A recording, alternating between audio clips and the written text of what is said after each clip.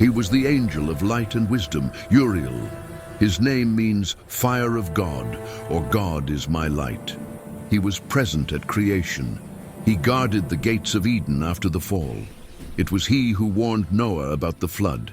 He revealed to prophets the secrets of the universe, of time, of humanity's destiny.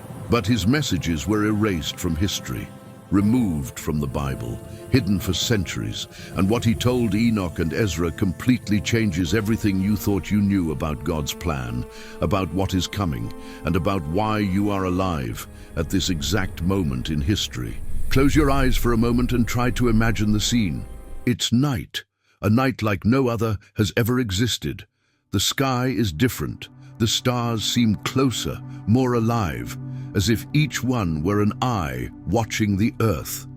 The air is charged, dense, as if something invisible is about to materialize. And in the middle of this night, a man named Enoch walks alone. He doesn't know it yet, but his life is about to change forever. Enoch was not a priest, he was not a king, he was just a righteous man who walked with God at a time when practically no one else did.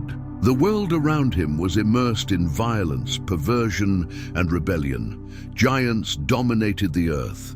The sons of the fallen angels spread chaos and destruction. Humanity was corrupted to the core. But Enoch was different, and God saw this. Then that night something happened. The sky opened, not metaphorically, literally. An intense light, white as snow but warm as fire, descended from the firmament and stopped before Enoch. And from that light emerged an imposing, majestic figure, terrifying and beautiful at the same time. Wings that seemed made of liquid flames, eyes that penetrated the soul, a voice that resonated not only in the ears, but in the chest, in the heart, in the bones. Enoch, son of Jared, said the voice, I am Uriel, he who stands before the presence of God. I have been sent to show you what men should not yet know, but will need to know when the time is near. Imagine the terror. Imagine the reverence. Imagine standing before a being so powerful that every word that comes out of his mouth seems to rewrite reality. Enoch fell to his knees. He trembled. He wept. And Uriel said, Rise, for you have been chosen to see what mortal eyes cannot see, and to write what will be read by those who will come in the last days. And then began the most extraordinary journey ever recorded in ancient texts. Uriel took Enoch out of the earth. Literally, they ascended to the heavens. They crossed dimensions.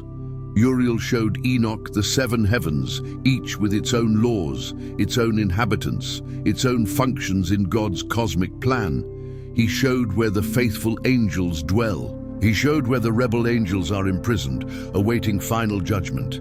He showed the places of torment prepared for those who reject God.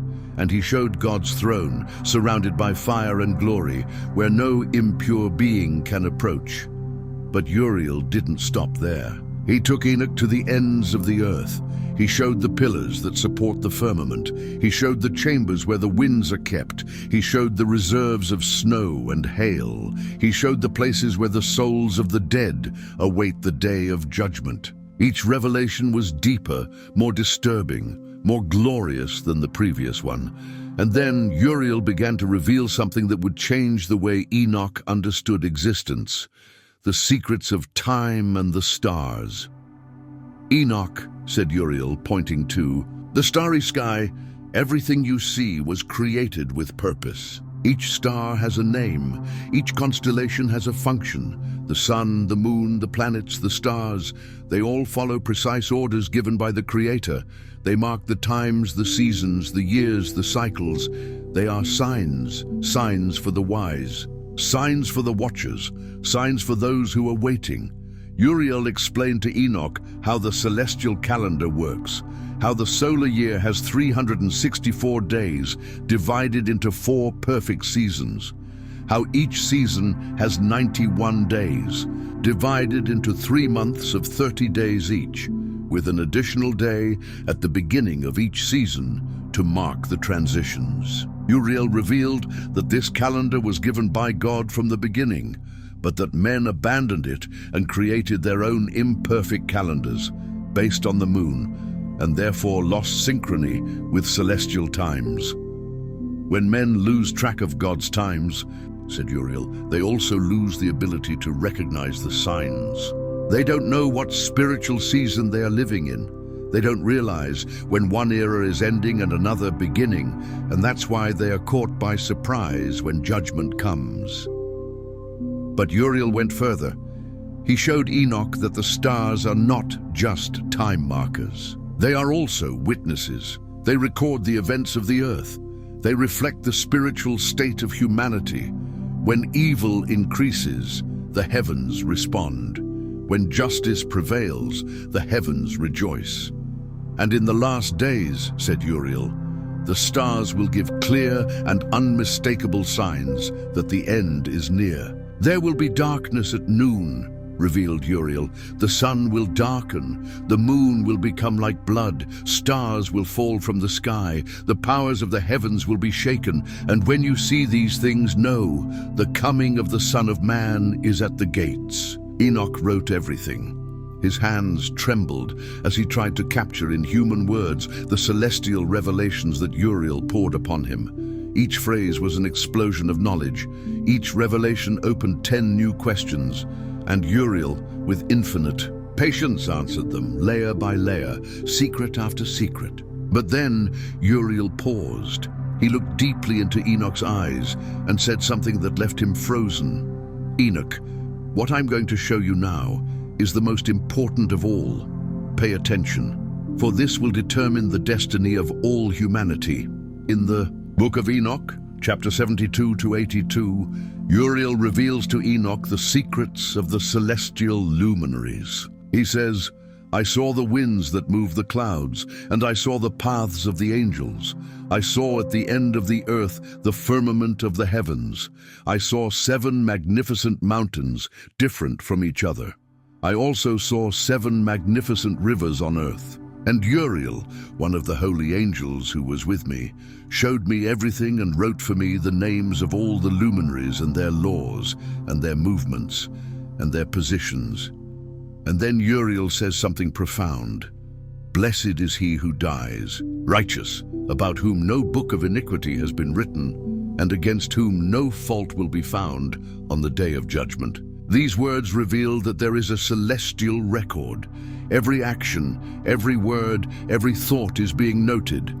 And on the final day, the books will be opened, and the destiny of each soul will be determined by what is written in those books. Uriel took Enoch to a place he described as the burning abyss. It was a deep valley surrounded by mountains of fire where eternal flames consumed without destroying. And there, imprisoned in chains of darkness, were the fallen angels, the Watchers, those who descended to Mount Hermon, made a blood pact, and corrupted creation by uniting with human women. Enoch could hear them, moans, screams, pleas. They cried out for mercy. They asked Enoch to intercede for them before God. And Enoch, in his human compassion, tried. He prayed. He pleaded, but God's answer was clear and terrible. They knew the secrets of heaven and chose to reveal what should not be revealed. They knew the laws of creation and chose to corrupt them. They were angels of light and chose to become princes of darkness. There is no forgiveness for them. The judgment is sealed. And Uriel said to Enoch, this is the lesson you need to understand.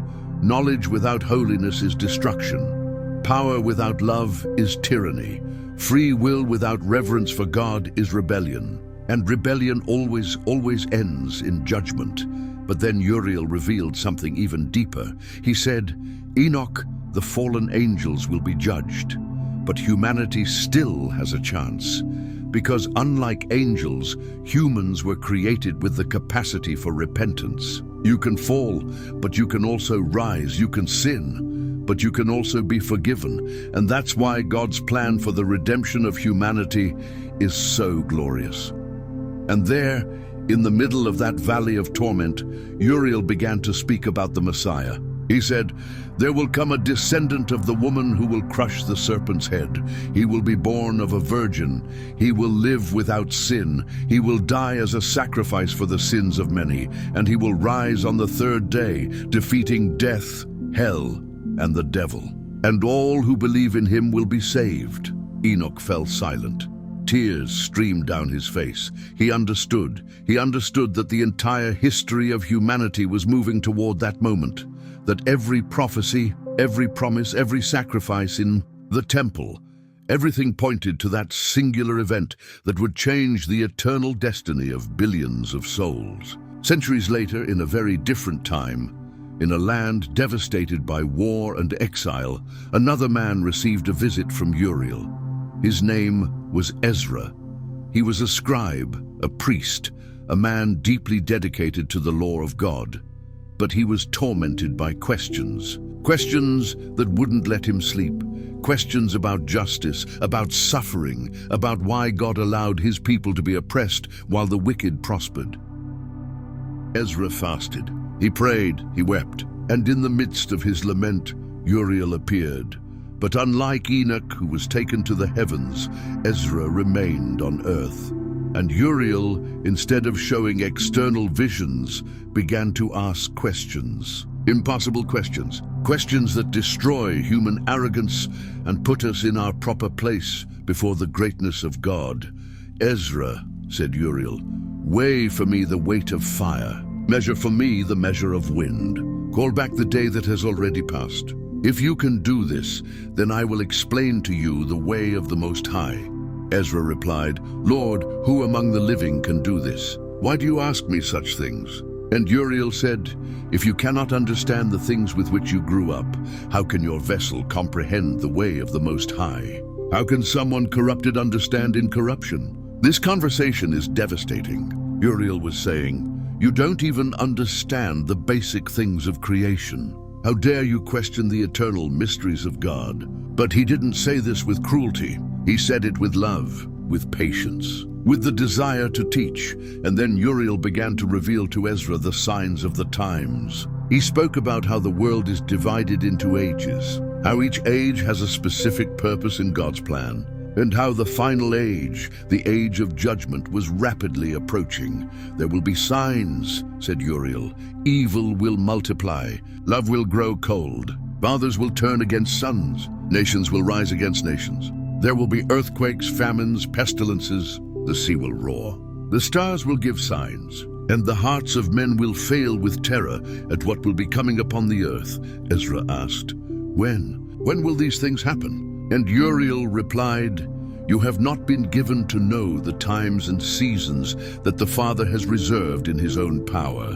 But when you see these signs begin to happen, know that the kingdom of God is near." Then Uriel revealed something that left Ezra speechless. He said, "Ezra, you have been entrusted with words that must be hidden until the appointed time. Some things will be revealed now.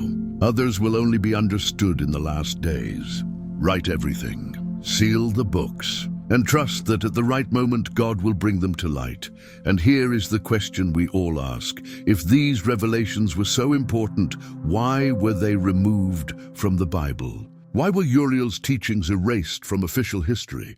The answer is complex but can be summarized like this: because they were dangerous. Dangerous to whom? To the established powers. To religious leaders who wanted to control what the people believed. To empires that built their theologies on half-truths and convenient omissions. Uriel's teachings spoke about imminent judgment, about the individual responsibility of each soul, about clear signs that any person could recognize without needing intermediaries. This gave power to the common people. And power in the hands of common people has always been something that controllers fear. But there is something even deeper. Uriel revealed things about the spiritual world, about fallen angels, about cosmic battles, about realities that the human mind can barely process. And religious leaders feared that these revelations would cause confusion, fear, or even idolatry. So in later councils, when they decided which books would be part of the official canon, the texts of Enoch and Ezra were removed, classified as apocryphal. relegated to the margins of history. But Uriel knew this would happen. He told Ezra, "Seal these words, for they will be for those who come after in the last days." And perhaps that is exactly why, in recent centuries, these texts have begun to resurface. Forgotten manuscripts were found, translations were made, and now ordinary people like you and me have access to revelations that were hidden for almost 2,000 years. Uriel was called the angel who stands before God. He carries the light of celestial wisdom. His messages to Enoch and Ezra were not just for them. They were for us, for those who are alive now, at this exact moment in history, when all the signs he prophesied are being fulfilled before our eyes. If you made it this far, it was not by chance. There is a reason why this video appeared to you today. There is a reason why these words touch something inside you. Perhaps it's because you are one of those Uriel mentioned, one of those who will come in the last days and will understand what was sealed. One of those who will not only read but live these truths. The question now is, what are you going to do with this? Write down in the comments below. Do you feel we are living in the times that Uriel prophesied? Do you recognize the signs? And more importantly, are you ready for what comes next? If this video stirred something inside you, if you felt these words were for you, then subscribe to this channel. But only subscribe if you really want the truth. Because from here on, we're going to dive even deeper into the mysteries that were hidden. May Uriel's light illuminate your path. May celestial wisdom guide your steps. And may God protect you on this journey toward truth.